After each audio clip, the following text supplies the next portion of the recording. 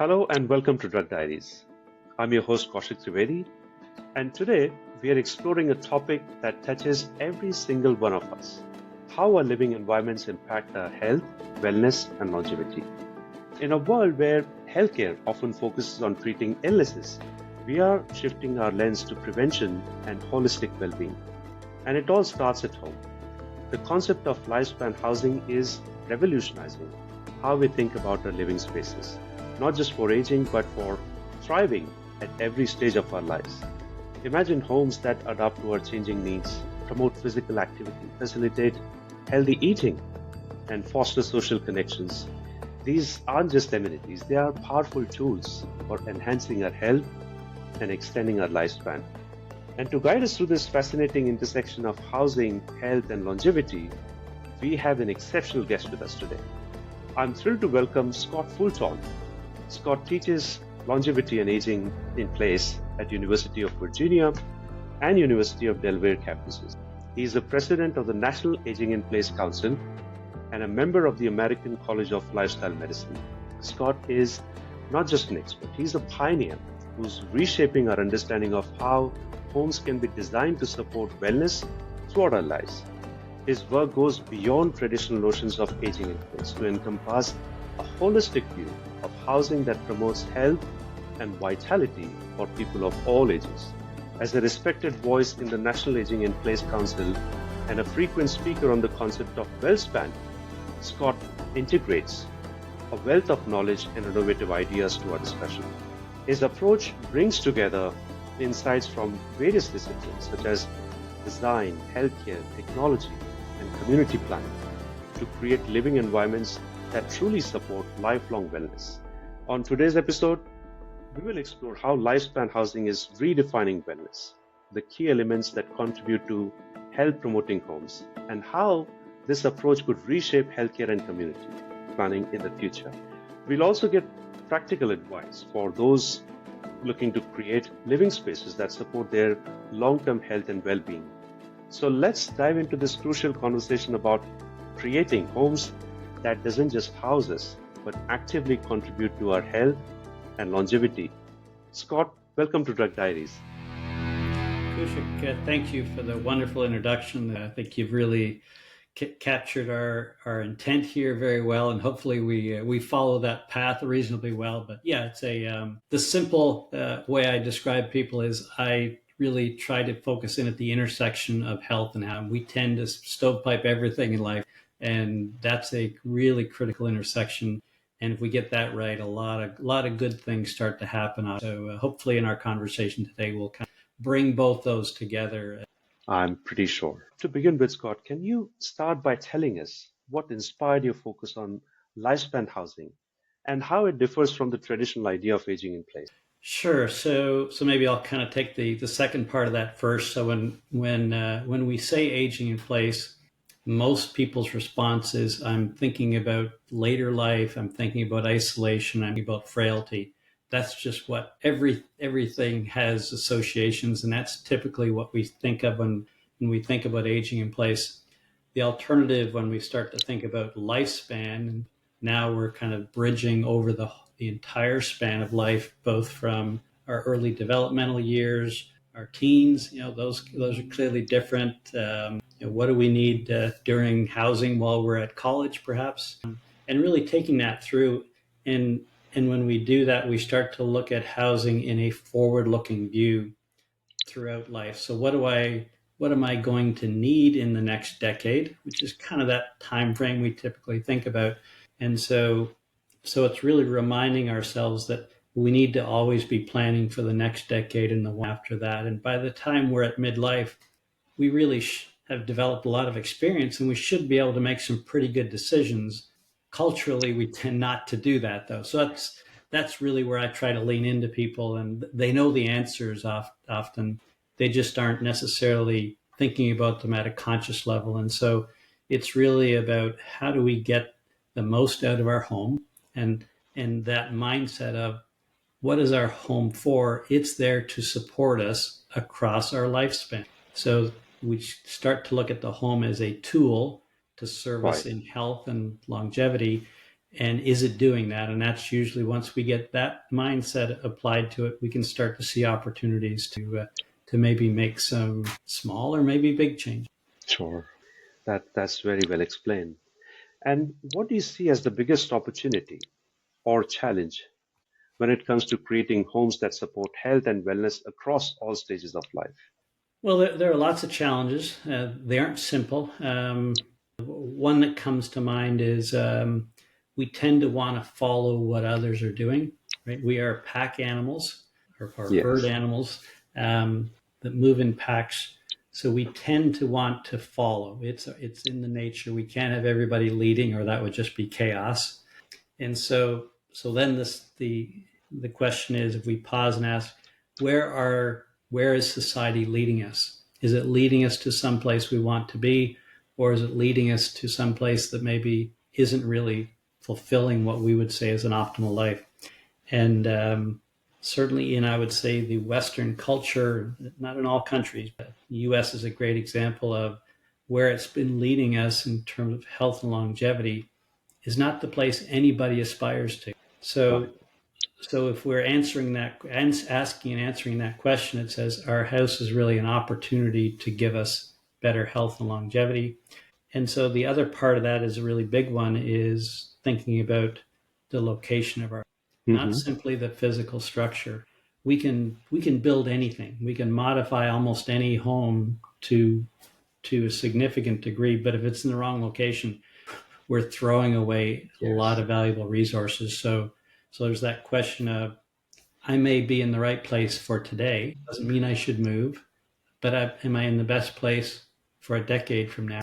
And if it's clear that I'm not, excuse me, when's the right time to make a move? And so that's part of the timing, right? So it's not an instantaneous thing, but it is that life planning, forward looking, as how do we create opportunities for ourselves, continuing opportunities as we age into life, and keep those opportunities in front of us. So it's a bit of a Western mindset of Hmm. this idea. I kind of go back to the Robin Leach, Lifestyles of the Rich and Famous. We got this notion of, when we made it, it meant we had to do nothing. We sit back and relax and drink martinis, Yes.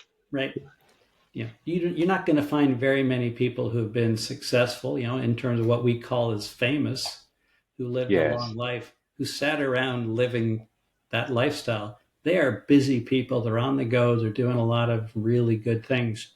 But culturally, we still kind of, we always lag, right? So at some point, we're going to have to catch up. And so be the one to catch up early and say, yeah, that's just a. So it's really this opportunity that we have to step away from some of the cultural patterns of what are um, really focused on convenience as being king, right? So how do we make health convenient? And I think Right. that's partly where we're going to go here when our conversation is. As soon as you say it's convenient, now I'm interested in health. And so that's where I try to focus in on and kind of help tease out the comparisons of what is convenience versus what we sometimes think is convenient, because our goals are so short-sighted. And as soon as we get that long-term lens, we can start to make choices that are Yeah. both convenient and make a lot of sense. Right. You mentioned about this very important topic of location, and you got to start thinking about where do you want to live eventually. And traditionally, we move with our work. So, and our lives kind of revolves around our work. At what point of your career would you suggest people to start looking at finalizing the location of where they want to finally settle down? How soon, or what is the right time to think about that, according to you? Right. So again, great question, and it's a really individual answer. So I knew in my 20s that the whole notion of retirement, in terms of working to a point, we had a program called Freedom 55 in Canada where I grew up, and Hmm. was what my first employer, their investment advisor, had offered. And I got the notion of what Freedom 55 meant and why it was really good to get that money invested. So you had the option to retire much earlier than I was used to seeing people retire. But at the same time, it didn't appeal to me. And today, so I'm now 65. the notion Hmm. of retirement for me still doesn't hold great appeal, partly because I have made a really dedicated commitment to keep exploring, keep doing the things that I like. And if it's not going the direction I want to go, reaching out and hitting the reset button, making some significant plans for change, following through on the plans, and essentially keeping the opportunities in front of me. So I always want Right. to try, and it's still the case today, I have far more opportunities in front of me than I can ever achieve on any given day, which at times is a little frustrating. You feel like you're Right. not getting the progress that you'd like. So the location thing really ties into, when do you want to retire? Do you want to retire? Do you want to fully retire? Do you want to do some consulting work that allows you to do it? So the point is, there really is no concrete answer. The Hmm. final destination is going to be, I'll say, kind of that long term one will largely be dictated usually by family in terms of presence of family. Families are the primary Absolutely. caregivers. You want to be close. And then, of course, that assumes you have a functional in terms of Hmm. that they want to support you and you're willing to accept their help and know enough to have the conversation well ahead, not just move there and assume that's what's going to happen, Exactly. because kids have a habit of moving themselves through work if they're still Yeah. working. Um, so again, it kind of comes back to, you'll hear this theme when I talk, is really about thinking about life planning with what options do I want to have? And that's really what it comes down to. If I want options, I've Hmm. got to have some really good plans in place. And I don't mean, you're marching to some rigid plan. It's to say, here's what my plan A looks like. That's probably not going to work out, because Yes. plan A is always the easy, it's the default. What's True. plan B and C? And give some thought to those. And out of that process, usually you find, oh, particularly if it's a partner, say, oh, I didn't know you were interested in that. Because when we go back to when people get married or join in whatever unionship they have, is they're not talking about retirement typically, unless they're already retired. Yeah. And so sometimes these become awakenings. Like, someone, my wife said, "What? I thought we were all going to retire at 60. Yeah. This is not what I signed up for." These things do happen, and so you've got to kind of work through that. But anyway, it's really, I think it can be fun. It's just, there are great conversations that we tend in Western society to avoid, to our own loss, unfortunately, because they may feel uncomfortable, but those are really rich conversations when you start to develop them. Absolutely. And how does lifespan housing address the current and future needs of individuals, families, and communities? Well, it really starts to place the house into this continuum, right? And so Hmm. I'll kind of go back to say, if I come back and look at location. So there's the big geographic location of, are we where our work is, right? Which talk about kind of following work typically. What's that commute look like? Does that make sense for you? Um, and then and then we can look at, proximity to family and friends. Friends have a habit of That's important. moving as well. Um, there's also the interesting part to look at, how well does our location function within a community. So this was a huge thing in the U.S., not so much in UK and in Europe, but the UK, or sorry, in the US, was the whole subdivision thing. And so if you look at big macro differences between the two continents, Mhm. everything in the US is spread out. So big surprise, Yes. it's hard to get public transit to be able to be Hmm. affordable, because we've added so many kilometers between, Exactly. in terms Yeah. of the density of how many are on a line. And so putting a rail line in Britain, or in Italy, or in the US, the cost per kilometer isn't that much different. The difference Yeah. is how many people are served in that. And so a so we can think of that about the big scale in terms of how close are we, but also from a location within your micro community to say, can I walk to a grocery store and get fresh Hmm. food? Yes. That makes a huge difference. I had a personal experience. It was kind of by accident. In 2006, I had that experience of, I moved to Calgary in Western Canada, where the company had sent me out to find housing, because I was going to operate plant for them out there. And I really had a choice of any housing I wanted. And I chose a downtown or urban condominium, which I had never lived in that kind of environment before. And it was just a wonderful surprise. At that age, my kids had just gone off to college, or one was finished and the other was at college. Right. And I was able to experience walking to a grocery store that was, I think, 3 blocks away. I could walk to the office. I probably had 50 restaurants within walking distance.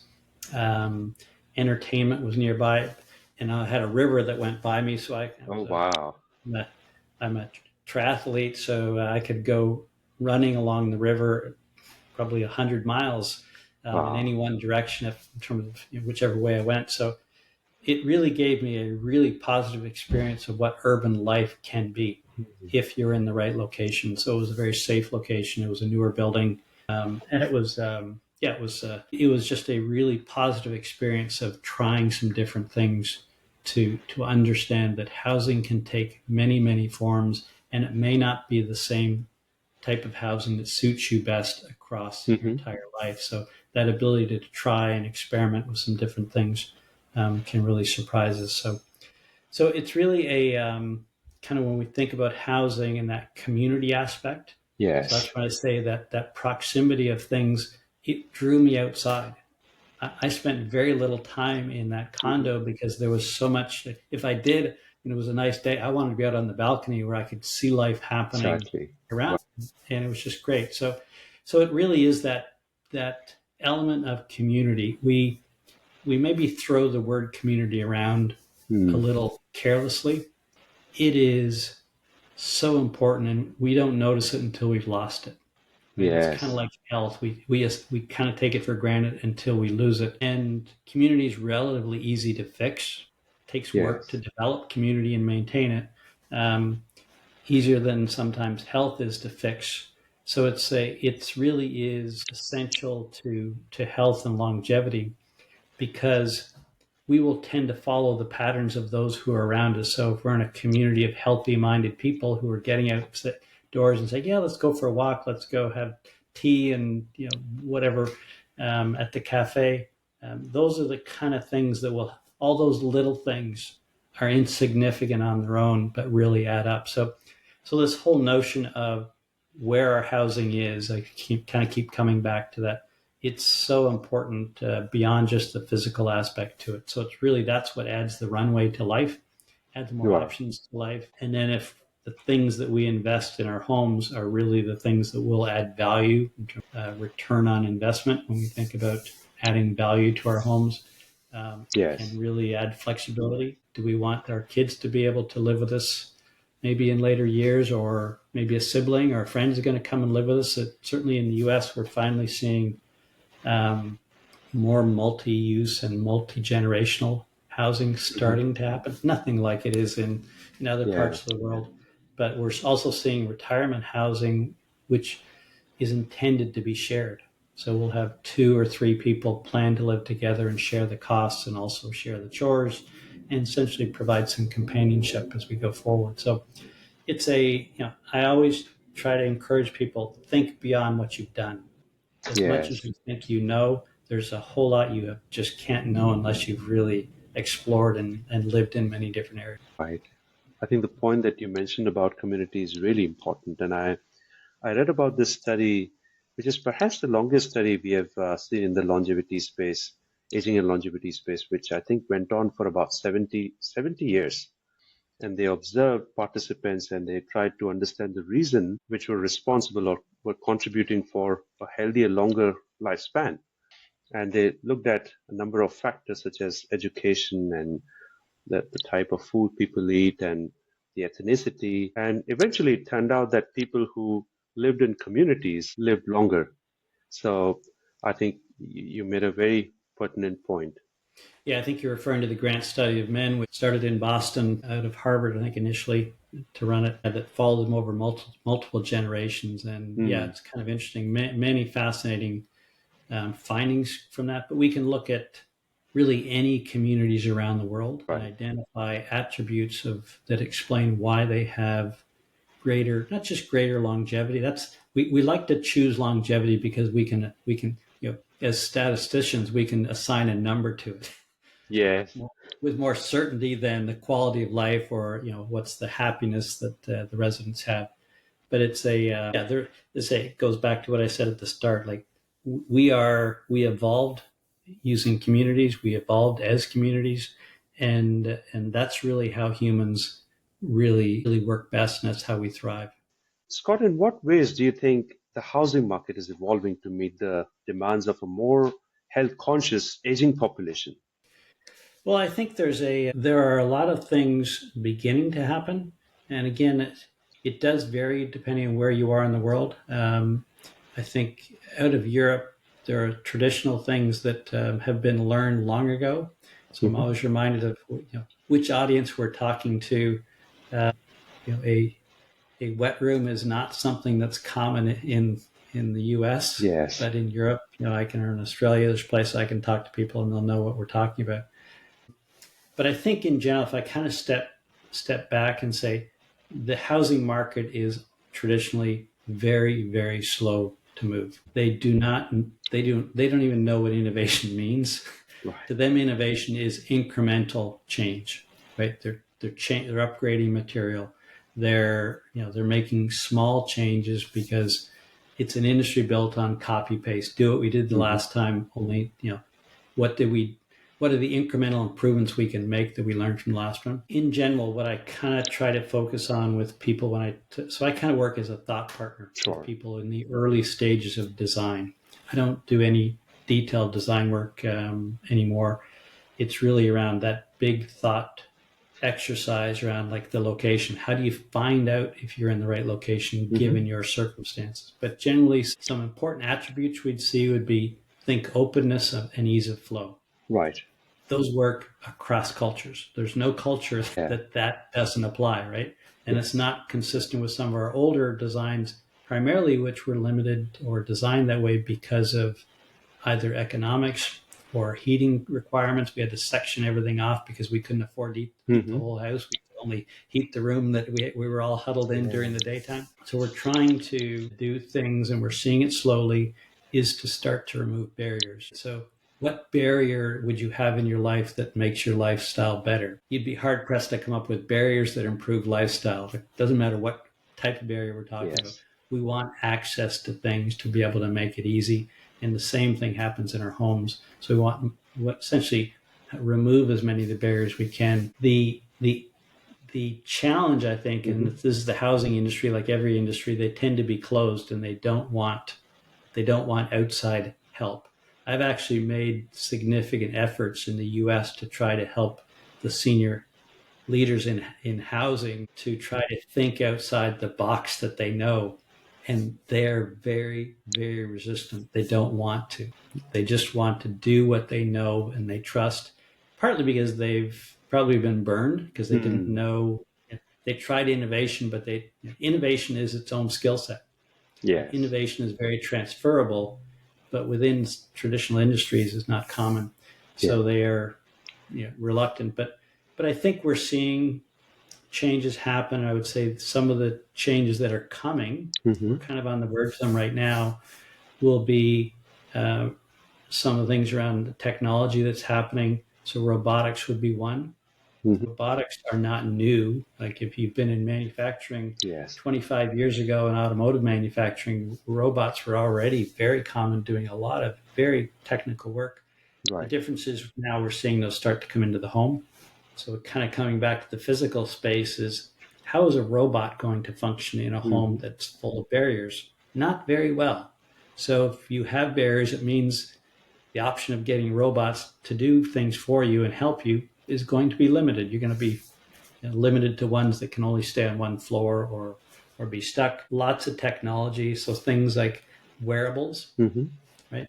I wear a smartwatch like a whole lot of people do. Those are still in their infancy relative to what they're going to be doing in a decade from now. We're seeing kind of the home become this technology hub with things like remote patient monitoring. Has become more and more popular. And then that kind of ties back to the robotics and other sensors that can follow our movements through the home, follow essentially what is our health state, how Mhm. is our health tracking, and at what point will the alarms kick in that something's changed, whatever that might be. And I think it actually probably more in the UK certainly than I've been speaking to physicians here in the US around the hospital and home programs that are rolling out.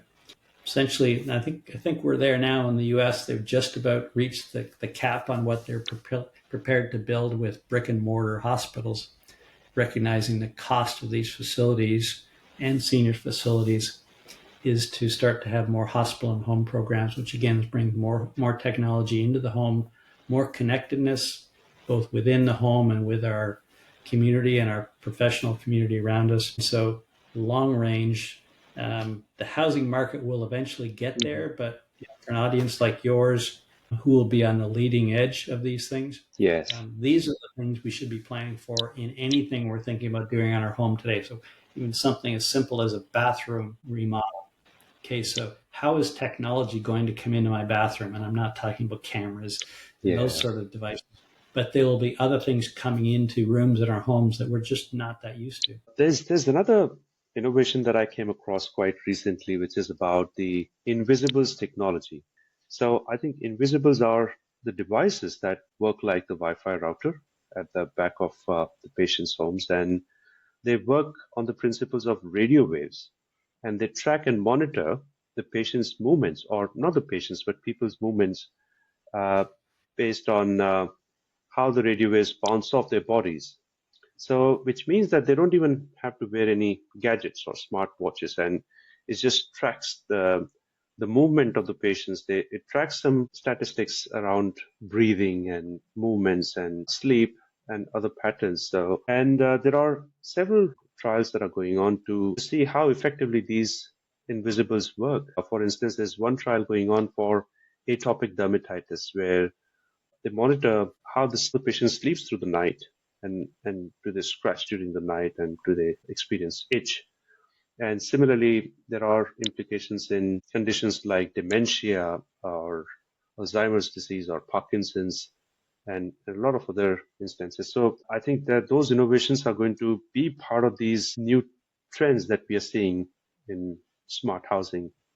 Yeah, absolutely. There are many of those happening right now. When I talk about sensors and in-home robots, Mm, many of them have those features with them, right? And I think Invisibles is a good way to look at it, where and they aren't invasive like we think about kind of like the camera in the home, right? It's like a camera except that there's no video. It's yeah. essentially a 3D streaming of dots Wow. in the space and moving. And so things like with older patients, we can see when does their gait start to change, or how has their gait changed over a period of months. And it may get slower over a period of a few years, perhaps. But when we see a sharp change, it says Hmm. that's an easy example of something has changed. We need to follow up with this person. And then you can go to family members to say, mom seems to be doing fine. She's got this routine. She'll get up a couple of times in a night, and she's usually up and going. And just kind of comfort routines. But yeah, the whole like as we take that forward to understand in a more technical world to Right. say what biomarkers are we collecting and feeding into AI, and what is AI going to be able to essentially triangulate Hmm. things that we tend to try to do on a somewhat ad hoc basis today. Right. And right, and it's not just doing it with you or with your family. It's looking at thousands of people like you, of Yes. peers, and really kind of saying within this population here is where the median is, and here's where you are, and you Yes. don't have to be in the median, but Yeah. it's going to have this ongoing comparison in real time that's ideally going to start to track us and bring the early interventions or early warnings before there's an event. Right? That's the whole goal of this. It isn't to monitor and track you. It's to try to predict, which you kind of said at the start. Right. What are the predictive technologies we can use to that allow us to intervene much earlier in a far less invasive? Right. And how do you see telemedicine evolving and integrating with lifespan housing in future? It's here to stay. I don't know what I haven't followed it in Europe at all or UK to understand. It's been an interesting here in the West, and it's largely Yes. driven around um, cost codes, right, and Mhm. licensing issues. Exactly. Yeah. Right? That's a yeah, and I get that the licensing piece. But anyway, it's working itself out. So it was kind of like during the pandemic, it was like, okay, we got to forget about all that. It's just going to be open. However we can help, we're going to help. And then they Yes. kind of started to work on trying to regain control. But going forward, telemedicine is, when it's done well, it is really good for a Mm. lot of features. My wife has been going through some work with a telemedicine community, and just again, it brings AI in terms of so the discussion of what did they Yes. talk about, what were the action items. She gets an itemized list of here are the top things to, and it's all essentially happening thanks to telemedicine. A physician in their office is never going to have time to do No. all that, right, and capture all that information, and nor do they need to. That's what I think telemedicine is getting us, and it gets us to the most effective care, right? So we're not consuming a specialist time for Hmm. something that clearly does not require a specialist. At the same time, it quickly escalates us beyond something, from a nurse practitioner perhaps to someone who is capable. And so, what are the screening elements that we can get someone through? We can get access. Most of us who have healthcare programs, we can get an appointment, within hours of needing it, not having to wait and deal with the commute to get to a doctor's office. So yeah, it's and as cameras have got better, our Hmm. ability to see skin tissue issues, right? Yes. You would think, no, that's got to go into a dermatologist. Maybe not. If you can kind of get a photo to share or some video, there's a lot of things in terms of from a risk standpoint that are relatively low risk, and I think it's like everything. We're just getting used to using this technology, and it's just part of that adoption cycle. Right. And what role do you see policy, technology, and community initiatives playing in shaping the future of housing that supports long-term wellness? Um, so, in my work in government in previous years, policy is really driven by two things. It's driven by public opinion and Mhm. money for reasons I don't understand. Certainly, again, I would say in the U.S. in particular, public health doesn't seem to be a priority for the public. I can't understand that's the things that the public chooses to focus on are largely really minor or the fringes of issues in terms of public issues. Public health is a huge issue here that I do a lot of data analysis on tracking over many years, and it's shocking the what's happened. So I'll kind of say, if you look at mortality rates Hmm. going back to 1933, I think was I looked at 55 million deaths. So that's just total deaths over that period in the U.S. It's nominally about 3 million a year today. So we're all living longer is the phrase everyone's all heard. And in the U.S., back in 1950, we were in the top 10, Hmm. probably before 1950, for life expectancy, and it's been a growth. But every other country has been at a sharper increase than the U.S. to the point of it when we got to 2010, U.S. life expectancy flatlined, and so it's not that there were still people living longer, but what changed was for every person living longer, there was now someone starting dying younger. Right. So typically, as healthcare gets That's true. better, the frequency, death age frequency, should get more narrow and Hmm. predictable. And what's happened is the opposite. It's now gone away and got wider. So it's a so public health at some point will start to become an issue, but I think the main driver will be cost, Yes. because what's the cost of healthcare? And I think I'm seeing the signs that the U.S. government is finally starting to say enough. We can't afford to continue at the spend rates that we have been on healthcare. You look at healthcare and food, the two of the biggest industries. Yes, incredibly complex industries to try to change the course. There'll be it's difficult, a lot of resistance to change the course, but I think ultimately it's cost that's going to lead the way. And perhaps in 5 or 10 years, public health will become a priority, and we'll actually expect politicians to be speaking to public health on platforms. So yeah, it's a policy is a challenging issue at the best times, and it's always slow. Right? There's no really a drive to change policy quickly because that's fraught with political risk.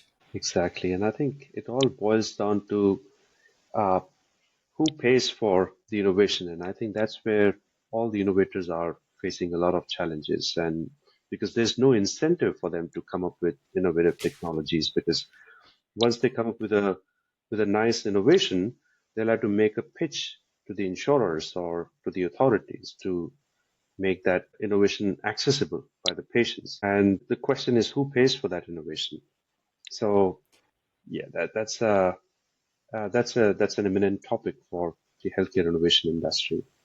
Yeah, the you could think about who pays for innovation and what type of innovation are we talking about. There's the housing innovation, which I, it's ultimately going to be the individual who's making the choices.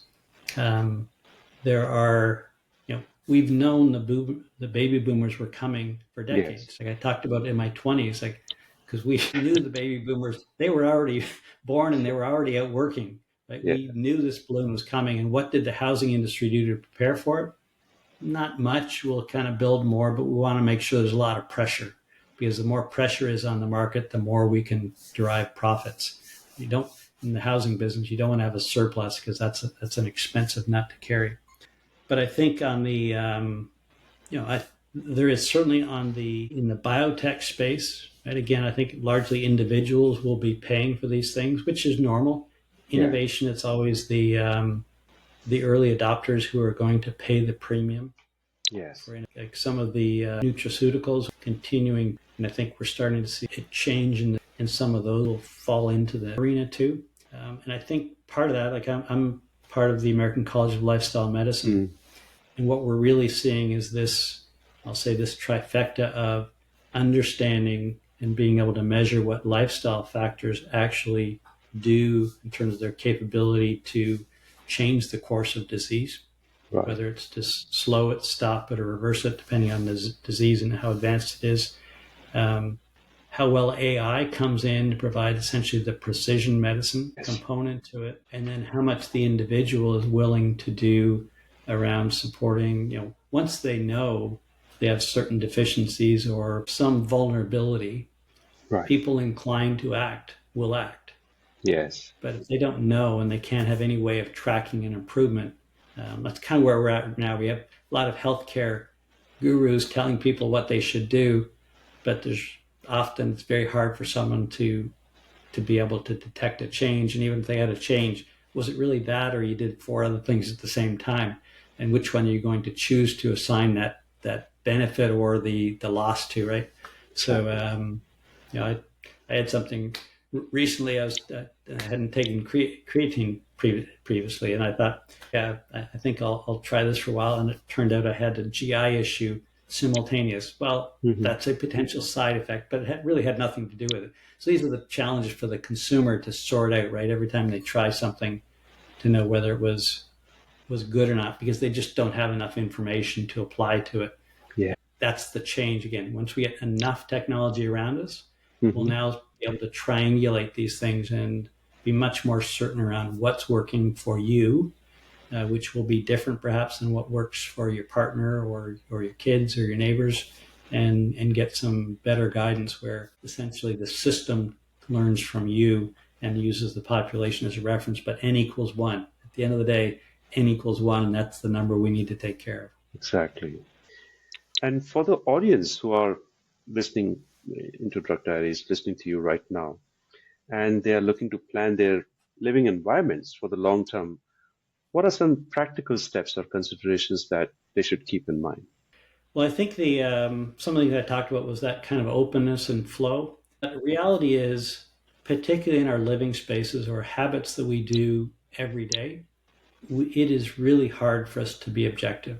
And so that means we really need another set of eyes, or at least we need someone to speak to about what is our environment today, Right. what are our current limitations today, or what might we be worried about, what options do we want to have tomorrow. And so I think to do that just the same way that you would want a financial advisor to help you. You can look at the money in your bank account every day. That doesn't make you smart about money management. Right? We tend to apply that a little bit to housing. We think we know more about housing than we do because we've been around so long. We've lived in this home for so long, perhaps. But really need objective input. Part of that is if you thought about your home as perhaps a hotel and you were a hotel owner, how would you view your home? Is it inviting to people to pull up and come in, right? The home serves more than just you. It kind of goes back to when I talked earlier about community. If you want to be part of community, that means people need to come and visit you. Yes. And so is your home open and accessible and inviting to others? You may be able to run marathons, but maybe your siblings and friends, don't have that kind of capabilities. Exactly. That's who it has to serve too, not just you. The fact that you can leap up every other step on your way up, that's great for you. But again, what about everybody else that you would like to, or that would potentially want to come visit and you'd like to have them in? Exactly. And I think that other is when we start to do things is don't be afraid of breaking the pattern of what your neighbors are doing. Leapfrog over them and do something better. And to do that, it usually means we need to resist the kind of the copy paste designers and contractors who are quick to want to do what they've done before. Find the ones that are really leading edge, that are known to be doing things that they can educate you on the attributes of and features that you hadn't even thought of. When I consult with people, it's around, my job is to put as many options on the table of all the things you could do. I don't know which ones you ultimately will choose, and that's your choice. But you as a client, you want to know, what are my options? Because I'm not hearing many, and I'm reading magazines and I'm looking at pictures, but that doesn't tell you near as much. And you get a contractor in who just wants to sell you what they can do, simple, get in and get out. They aren't interested in your life experience or your lifespan. They're interested in getting you to sign, get a deposit in, and then do what they've done a bunch of times before and not have to learn how to do the next generation, like new materials that are in bathrooms, for example. Anybody coming in saying, a contractor coming in saying, no, we only use concrete. That's the way it's been done for years. It's the best way. And I'm saying, no, that means that's the way they've been doing it and they don't want to change. They use new materials that are no more costly to input, but mesh with wood much better than concrete. Concrete and wood do not go together. They're incompatible materials. So a simple example of really getting some outside input that has no skin in the game, have to be your family members, doesn't mean you always have to hire a professional, but get someone who actually knows and will test your thinking on things and make you say things out loud that as soon as oftentimes we'll start to say something, realize that's kind of crazy now that I hear myself say it out loud. That's the exercise you want to go through before you start investing a lot of time and money, because once it's done, I was in one person's home recently that had just finished their bathroom, and I quite innocently asked, did you know you really didn't have to put all that glass in? You could have done something different that was much more open and better use of the space. Oh my God. And this blank look was like never even occurred to them. Yeah. Right. And so now they've got this glass to clean all the time. And but that was just what they kind of got in this pattern of what they're using. Exactly. So you just gotta break the pattern a little bit and then kind of step up your game, and that's how you step forward. So I think there's a lot of opportunity, but ultimately it's up to the individual to get informed and ask better questions before they start jumping ahead on choosing what kind of materials they want for the finishes. Wow, you said so many things that I had never thought about before. And that was such an enlightening conversation, Scott. And that brings us to the end of our today's episode, Scott. And as we wrap up this enlightening conversation, I want to express my heartfelt gratitude to you, Scott, for sharing your time and invaluable insights with us today. Your vision for lifespan housing and is truly inspiring and has given us all a fresh perspective on how our living environments can actively contribute to our health and longevity. Your expertise in integrating wellness principles into home design or promoting movement to fostering community connections offer a roadmap for creating spaces that support us throughout our lives. And I'm sure our listeners have gained numerous practical insights that they can apply to their own living situations, whether they are planning for the future or looking to make immediate changes to support their well-being. And for our listeners who want to learn more about Scott's work or get in touch with him, we'll include the links in our show notes. And thank you for tuning into this episode of Drug Diaries today. And remember, our homes are more than just shelter. They can be powerful tools for promoting our health and longevity. Until next time, this is Kaushik Trivedi, encouraging you to think about how you can create a living environment that supports your wellness journey at every stage of your life. Thank you for joining us today, Scott. It was such an amazing conversation. I really enjoyed it. Kaushik. It's a fun topic once people get excited and understand so many options for them. So it's fun to be part of it and part of the conversation with you. Thank you, Scott.